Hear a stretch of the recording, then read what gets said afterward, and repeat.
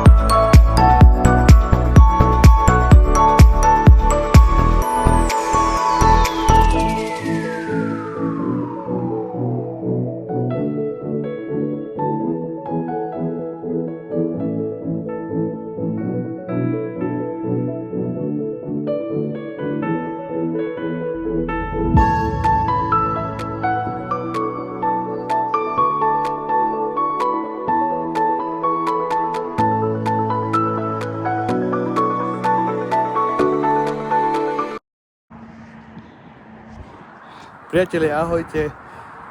Dokončili sme akurát prácu, benzínovú pumpu v Gáni, ktorú sme robili.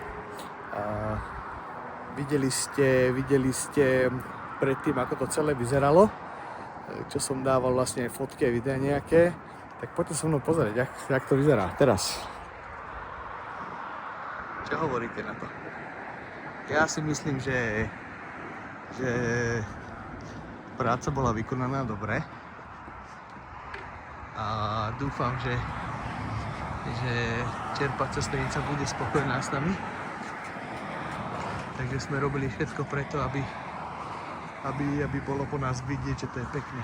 Takže takto vyzerá pumpa čerpacia. Nech sa páči. Takže máme to hotové. Ďakujeme za všetko, ďakujeme za vašu sledovanosť, ktorú nám dávate, za vaše lajky, za vaše komentáre, za všetko. Majte sa zatiaľ, majte pekný a hlavne čistý deň a kľudne nám píšte, aj rady nám dajte, keď náhodou niečo, veľmi sa radi ponaučíme a takisto aj dáme rady, keď niekto potrebuje. Ahojte.